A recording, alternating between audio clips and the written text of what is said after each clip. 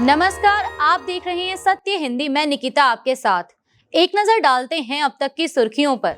पूर्व बीजेपी सांसद जौनपुरिया के कंबल वितरण वीडियो पर विवाद। मुस्लिम महिला को कंबल देने से किया मना। बीजेपी नेता और राजस्थान के पूर्व सांसद सुखबीर सिंह जौनपुरिया एक वीडियो को लेकर विवादों में घिर गए हैं। वीडियो में वह टोंक जिले में कंबल बांटने के कार्यक्रम के दौरान एक मुस्लिम महिला से उसका नाम पूछते हैं और कथित तौर पर उसे कंबल ना देने को कहते सुनाई देते हैं। वह यह भी कहते दिखते हैं कि जो लोग प्रधानमंत्री नरेंद्र मोदी को गाली देते हैं उन्हें कंबल लेने का अधिकार नहीं है। इस पूरे मामले पर कांग्रेस नेता सचिन पायलट और विपक्ष के नेता टीकाराम चुली ने इसे धर्म के आधार पर भेदभाव बताते हुए इसकी निंदा की। उन्होंने कहा कि बीजेपी और आरएसएस के इंसानियत के नजरिए और संवेदनशीलता की व्याख्या में दया की बजाय नफरत साफ दिखती है। एक गरीब जरूरतमंद महिला को कंबल से दूर रखना और उसका अपमान करना बहुत ही निंदनीय और दुर्भाग्यपूर्ण है। बता दें कि यह घटना रविवार दोपहर को कंबल बांटने के एक इवेंट में हुई। वहां मौजूद कुछ लोगों ने आरोप लगाया कि शुरू में महिलाओं को कंबल दिए गए थे, लेकिन बाद में उनकी धार्मिक पहचान पता चलने के बाद वापस ले लिए गए। बता दें कि 68 वर्षीय जौनपुरिया 2014 से 2024 तक टोंक सवाई माधोपुर से सांसद रहे हैं और 2024 का चुनाव हार गए थे। जय मां काली के साथ बंगाल में मोदी की नई चुनावी रणनीति। बंगाल को पत्र लिखकर मांगा सेवा का मौका। राम से काली तक बंगाल में बीजेपी का बदला सियासी संदेश। प्रधानमंत्री नरेंद्र मोदी ने पश्चिम बंगाल के वोटरों को पत्र लिखकर देवी काली का आह्वान किया है और राज्य की सेवा करने का अवसर मांगा है।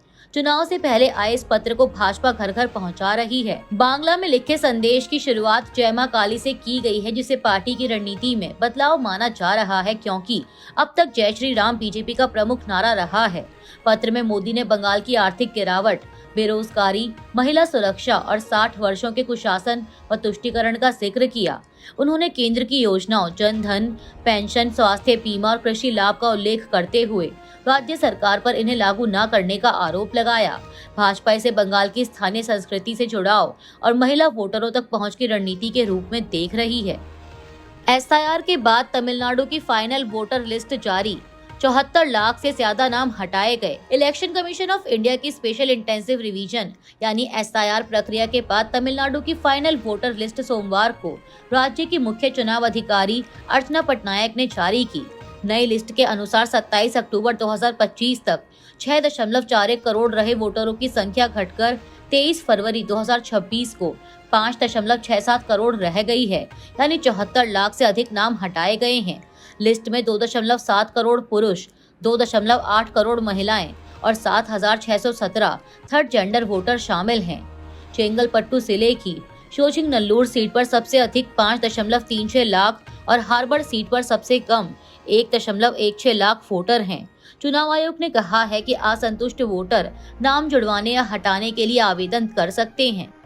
इंडिया गठबंधन की अगुवाई पर बहस तेज। इंडिया गठबंधन की अगुवाई को लेकर एक बार फिर बहस तेज हो गई है। उदयनिधि स्टालिन ने कोयम्बटूर में कहा कि उनके पिता एमके स्टालिन पूरे देश को दिशा देने वाले नेता हैं और बीजेपी के खिलाफ लोकतांत्रिक लड़ाई उनकी अगुवाई में लड़ी जानी चाहिए। यह बयान ऐसे समय आया है जब डीएमके कांग्रेस के साथ तमिलनाडु चुनाव के लिए सीट बंटवारे की तैयारी कर रही है। इससे पहले ममता बनर्जी का नाम भी गठबंधन की कमान के लिए सामने आया था। पूर्व कांग्रेसी नेता मणिशंकर अय्यर ने भी स्टालिन को सबसे उपयुक्त बताया, जबकि कांग्रेस ने उनके बयान से दूरी बना ली। वहीं राहुल गांधी को विपक्ष का चेहरा बताते हुए उमर अब्दुल्ला ने उनका समर्थन किया और कहा कि नेतृत्व पर फैसला मिलकर होगा। गठबंधन में नेतृत्व को लेकर चर्चाएं जारी हैं। मणिपुरी फिल्म बूंग ने जीता बाफ्टा अवार्ड। ममता बनर्जी ने जताई खुशी। पश्चिम बंगाल की मुख्यमंत्री ममता बनर्जी ने मणिपुरी भाषा की फीचर फिल्म बूंग को बाफ्टा अवार्ड 2026 में अवार्ड मिलने पर खुशी जताई है। इस फिल्म ने best children and family film का खिताब जीता है और इस कैटेगरी में सम्मान पाने वाली यह पहली भारतीय फिल्म बन गई है। ममता बनर्जी ने एक्स पर एक पोस्ट कर कहा कि तमाम मुश्किलों के बावजूद बूंग ने इतिहास रचा है और पूरे देश को गर्व महसूस कराया है। उन्होंने फिल्म की पूरी टीम और कलाकारों को बधाई दी। यह फिल्म एक्सेल एंटरटेनमेंट के बैनर तले बनी है, जो फरहान अख्तर से जुड़ा प्रोडक्शन हाउस है।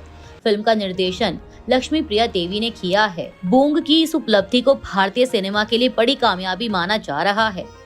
भारत सरकार ने जारी की एंटी टेरर पॉलिसी प्रहार। देश पानी, जमीन और हवा में आतंकवादी खतरों का सामना कर रहा। गृह मंत्रालय। भारत सरकार ने पहली एंटी टेरर पॉलिसी जारी की है। गृह मंत्रालय की ओर से जारी की गई पॉलिसी का नाम प्रहार है। इसके मुताबिक भारत ने कभी आतंकवाद को किसी धर्म, जाति, देश या संस्कृति से नहीं जोड़ा। सरकार की एंटी टेरर पॉलिसी में कहा गया है कि देश पानी, जमीन और हवा में आतंकवादी खतरों का सामना कर रहा है। भारत की ओर से जारी की गई पॉलिसी में क्रॉस बॉर्डर आतंकवाद, क्रिमिनल हैकर्स और साइबर हमले का जिक्र है। सरकार की ओर से जारी दस्तावेज के मुताबिक आतंकवाद रोधी रणनीति प्रहार इन सिद्धांतों पर आधारित है। आतंकवादी हमलों को रोकना, खतरे के हिसाब से तेज और सही जवाब देना, सभी सरकारी एजेंसियों के बीच बेहतर तालमेल, मानवाधिकार और कानून के नियमों के तहत कार्रवाई, कट्टरपंथ और अतिवाद को रोकना, दुनिया के साथ मिलकर आतंकवाद पर कार्रवाई और समाज की मदद से तेजी से सुधार। अमेरिका ईरान वार्ता पर मसूद पेजेश्कियन ने दिया उम्मीद का संकेत। जीरो एनरिचमेंट पर अड़े डोनाल्ड ट्रंप। ईरान के राष्ट्रपति मसूद पेजेश्कियन ने 22 फरवरी 2026 को कहा कि अमेरिका के साथ हालिया बातचीत में प्रैक्टिकल प्रस्तावों का आदान प्रदान हुआ है और कुछ सकारात्मक संकेत मिले हैं, लेकिन ईरान हर स्थिति के लिए तैयार है। यह बयान तब आया जब ओमान के विदेश मंत्री ने 26 फरवरी को जिनेवा में तीसरे दौर की वार्ता की पुष्टि की। वहीं अमेरिका के विशेष दूत स्टीव विटकॉफ ने कहा कि डोनाल्ड ट्रंप ने ईरान के परमाणु कार्यक्रम पर जीरो एनरिचमेंट की सख्त रेड लाइन तय की है और अत्यधिक समृद्ध यूरेनियम हटाने की मांग की है।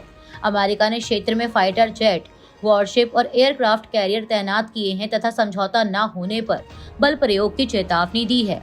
बता दें कि ईरान के supreme leader ayatollah Ali Khamenei ने भी हमले की स्थिति में जवाबी कार्रवाई की चेतावनी दी है। ईरान ने कहा कि कोई भी समझौता संतुलित और आपसी सम्मान पर आधारित होना चाहिए। उत्तराखंड के मोहम्मद दीपक से राहुल गांधी ने की मुलाकात। कांग्रेस ने दीपक को बताया मोहब्बत की दुकान का योद्धा। राहुल गांधी मेरे जिम की मेंबरशिप लेंगे। मोहम्मद दीपक। उत्तराखंड के कोटद्वार के जिम ट्रेनर दीपक कुमार, जो एक मुस्लिम दुकानदार का बचाव करने के बाद सोशल मीडिया पर चर्चा में आए थे, सोमवार को कांग्रेस सांसद और लोकसभा में विपक्ष के नेता राहुल गांधी से मिले। 26 जनवरी को दीपक ने 70 वर्षीय दुकानदार का समर्थन किया था, जिसे बजरंग दल के कार्यकर्ता उसकी दुकान Baba school dress and matching centre के नाम को लेकर परेशान कर रहे थे। बहस के दौरान दीपक ने दुकानदार को सपोर्ट करते हुए खुद को मोहम्मद दीपक कहा था, जिसका वीडियो वायरल हो गया। वहीं अब राहुल गांधी से मुलाकात के बाद दीपक ने बताया कि राहुल गांधी ने उनकी जिम की मेंबरशिप लेने और कोटद्वार आने की बात कही है। उन्होंने यह भी कहा कि उन्हें इंसानियत के लिए खड़े होने पर सराहना मिली। बता दें कि घटना के बाद दीपक को जान से मारने की धमकी भी मिली थी, जिस पर पुलिस ने 2 लाख के इनाम की घोषणा करने वाले व्यक्ति के खिलाफ बीएनएस की धारा 351(3) के तहत मामला दर्ज किया है। कांग्रेस ने राहुल गांधी की मोहम्मद दीपक से मुलाकात की तस्वीरें पार्टी के आधिकारिक एक्स हैंडल पर पोस्ट की हैं। पोस्ट में दीपक को मोहब्बत की दुकान का योद्धा बताया गया। कांग्रेस पार्टी ने लिखा कि नेता विपक्ष राहुल गांधी ने उत्तराखंड के मोहम्मद दीपक से मुलाकात की। मोहम्मद दीपक ने एकता, भाईचारे और हिम्मत की वो मिसाल पेश की है जो देश के हर युवा को अन्याय और नफरत के खिलाफ लड़ने का हौसला देगी। दीपक मोहब्बत की दुकान के योद्धा हैं। पूरे देश को इन पर गर्व है। वहीं राहुल गांधी से मुलाकात के बाद दीपक ने कहा कि राहुल गांधी ने मुझे मिलने के लिए बुलाया था। उन्होंने मेरे परिवार से बात की और मुझे तसल्ली दी कि डरने की कोई जरूरत नहीं है, आपने कोई गलत काम नहीं किया है। उन्होंने कहा कि वे कोटद्वार आकर मुझसे मिलेंगे और मेरे जिम की मेंबरशिप लेंगे। स्वामी अविमुक्तेश्वरानंद का दावा, सीसीटीवी में दर्ज है सच्चाई। बोले सीडी को सार्वजनिक करें। उत्तराखंड के ज्योतिर्मठ के प्रमुख स्वामी अविमुक्तेश्वरानंद सरस्वती ने उत्तर प्रदेश में पॉक्सो मामले में उनके खिलाफ दर्ज एफआईआर को शंकराचार्य संस्था पर हमला बताया है। उनका कहना है कि जो शंकराचार्य सत्ता के साथ हैं, उन्हें सारी सुविधाएं दी जा रही हैं और जो सवाल करते हैं उन पर आरोप लगाए जाते हैं। स्वामी अविमुक्तेश्वरानंद ने पत्रकारों से बातचीत के दौरान आरोप लगाया कि माघ मेले के दौरान जब वह प्रयागराज में धरने पर बैठे थे, उस वक्त हर जगह सीसीटीवी कैमरे लगे हुए थे। ऐसे में सारी घटनाएं सीसीटीवी में दर्ज हैं। उन्होंने यह भी कहा कि वे लड़के कभी हमारे गुरुकुल में नहीं आए, कभी पढ़ाई नहीं की और हमारा उनसे कोई संबंध नहीं है। जब वे कभी यहाँ आए ही नहीं और इस जगह से उनका कोई संबंध नहीं है, तो कोई उनके साथ कुछ कैसे कर सकता है। स्वामी अविमुक्तेश्वरानंद ने कहा कि भ्रम फैला रहे हैं कि एक सीडी है। उन्होंने सवाल किया कि उस सीडी को सार्वजनिक क्यों नहीं किया जा रहा। बता दें कि पुलिस ने स्वामी अविमुक्तेश्वरानंद सरस्वती और उनके शिष्य स्वामी मुकुंदानंद ब्रह्मचारी के अलावा 2 अज्ञात लोगों पर बाल यौन शोषण के आरोपों में एफआईआर दर्ज की है। प्रयागराज की पॉक्सो अदालत ने शनिवार को झूसी पुलिस स्टेशन के एसएचओ को निर्देश दिए थे कि वे पॉक्सो कानून की धाराओं के तहत इन अभियुक्तों के खिलाफ मामला दर्ज करें। कांग्रेस का दावा, यूथ कांग्रेस के अध्यक्ष को पुलिस ने हिरासत में लिया। कांग्रेस ने पुलिस की कार्रवाई को बताया सत्ता का साफ दुरुपयोग। कांग्रेस ने दावा किया है कि इंडियन यूथ कांग्रेस के अध्यक्ष उदय भानु चिप को दिल्ली पुलिस ने हिरासत में ले लिया है। यह कार्रवाई दिल्ली में आयोजित एआई इम्पैक्ट समिट के दौरान हुए विरोध प्रदर्शन के बाद की गई। यूथ कांग्रेस कार्यकर्ताओं ने कार्यक्रम में टी शर्ट उतारकर और प्रधानमंत्री के खिलाफ नारेबाजी करते हुए प्रदर्शन किया था। कांग्रेस ने एक्स पर एक बयान जारी कर कहा कि विरोध करना लोकतंत्र का बुनियादी अधिकार है, कोई अपराध नहीं। यूथ कांग्रेस के सदस्य शांतिपूर्वक विरोध कर रहे थे, बिना किसी उकसावे या हिंसा के। उनका गुनाह सिर्फ इतना था कि उन्होंने कहा कि प्रधानमंत्री कॉम्प्रोमाइज्ड हैं, जिसे मोदी सरकार बर्दाश्त नहीं कर सकी। कांग्रेस ने पुलिस की इस कार्रवाई को सत्ता का साफ दुरुपयोग और असहमति की आवाज दबाने की कोशिश बताते हुए हिरासत में लिए गए सभी लोगों की तुरंत रिहाई और आरोप वापस लेने की मांग की है। बांग्लादेश के राष्ट्रपति ने मोहम्मद यूनुस पर लगाए गंभीर आरोप, बोले कि उन्हें हटाने की कोशिश की गई। बांग्लादेश के राष्ट्रपति मोहम्मद शहाबुद्दीन ने बांग्ला अखबार कलेर कोंथो को दिए इंटरव्यू में अंतरिम सरकार के प्रमुख मोहम्मद यूनुस पर गंभीर आरोप लगाए हैं। उन्होंने कहा कि अगस्त 2024 में शेख हसीना सरकार गिरने के बाद बनी अंतरिम सरकार ने उन्हें हटाने की कोशिश की और 2 बार उनके विदेश दौरे रद्द कर दिए। शहाबुद्दीन ने दावा किया कि उन्हें बांग्लादेश अमेरिका ट्रेड डील की जानकारी भी नहीं दी गई। उन्होंने 22 अक्टूबर 2024 की उस रात को डरावनी बताया जब भीड़ ने बंग भवन घेर लिया था। राष्ट्रपति ने कहा कि उन्हें बांग्लादेश नेशनलिस्ट पार्टी और सेना प्रमुखों का समर्थन मिला। उन्होंने मौजूदा प्रधानमंत्री तारिक रहमान की भी तारीफ की।